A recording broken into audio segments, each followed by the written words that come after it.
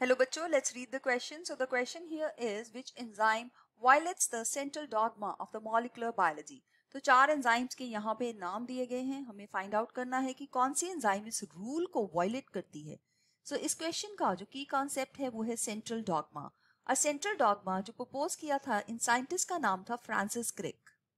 So Francis Crick was the name of the scientist who said that जो central dogma होता है, सबसे पहले हम इसको सेंट्रल डॉगमा को देख लेते हैं, फिर हम फाइंड आउट करेंगे. जो डीएनए है वो अपनी एक कॉपी बना सकता है और ये जो प्रोसेस है इसको हम रेप्लिकेशन बोलते हैं, जो कि एस फेज, जिसको हम सिंथेटिक फेज बोलते हैं. So this takes place during S phase of the interphase during cell division of the cycle, cell division of the cell cycle, right. So ये एस फेज को सिंथेटिक फेज इसीलिए बोला गया क्योंकि यहाँ पे डीएनए की जो है वो फॉर्मेशन या सिंथेसिस होती है. अब यहाँ से डीएनए की एक कॉपी ये बना सकता है. Then we have the second part, DNA अपनी कोडेड इंफॉर्मेशन एमआरएनए के ऊपर ट्रांसफर भी कर सकता है. सो इस प्रोसेस को जब ये डीएनए एमआरएनए की कॉपी बनाता है सो इसको बोलते हैं ट्रांसक्रिप्शन.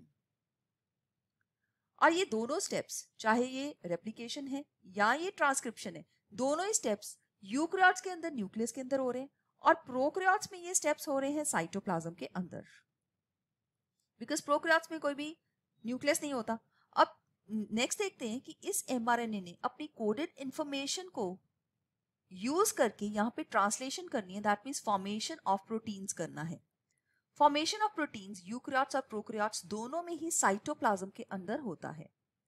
अब इस प्रोसेस जो डीएनए टू आरएनए है, जिसको हम ट्रांसक्रिप्शन कहते हैं, इसके लिए हमारे पास जो एंजाइम है वो है ट्रांसक्रिप्टेज एंजाइम. लेकिन उन वायरसेस का क्या जहां पे ऑलरेडी आरएनए ही वायरस हो, आरएनए वायरसेस जहां पे आरएनए ही जेनेटिक मटेरियल होता है. सो जो आरएनए जेनेटिक मटेरियल जहां पे होता है और ये वायरसेस अगर एक ऐसे होस्ट को इन्फेक्ट करना चाहें जिसमें डीएनए है तो इसको अपनी डीएनए की कॉपी बनानी पड़ती है. सो दैट मीन्स ये रिवर्स ट्रांसक्रिप्शन हो गया. सो ये स्टेप रिवर्स जाएगा. इस एंजाइम के लिए यहाँ पे जो हमें एंजाइम चाहिए होती है, इस एंजाइम का नाम है रिवर्स ट्रांसक्रिप्टेज. Reverse transcriptase. और ऐसे वायरसेस जो कि आरएनए वायरसेस हैं, इनका एक एग्जांपल है एचआईवी वायरस, जो कि एक बहुत ही कॉमन एग्जांपल है. तो यहाँ पे हम देख सकते हैं कि रिवर्स सेंट्रल डॉगमा जो है यहाँ पे हो रहा है इस स्टेप के अंदर जहां पे आरएनए वायरसेस हैं. सो दैट मीन्स ये सेंट्रल डॉगमा जो कि ये स्टेप हमने ऊपर डिस्क्राइब किया है इसको वायलेट कर रहा है. सो दैट मीन्स ये वो एंजाइम है रिवर्स ट्रांसक्रिप्टेज जिसकी वजह से सेंट्रल डॉगमा वायलेट हो रहा है और आरएनए से डीएनए बन रहा है. बाकी एंजाइम्स को अगर हम देखें वो रॉन्ग है क्योंकि ये जो डीएनए बनाती है ये तो आरएनए बनाने वाली एंजाइम है. और रिस्ट्रिक्शन एंडोन्यूक्लियस है वो तो बायोटेक्नोलॉजी में हम यूज करते हैं to cut down the specific parts of the DNA.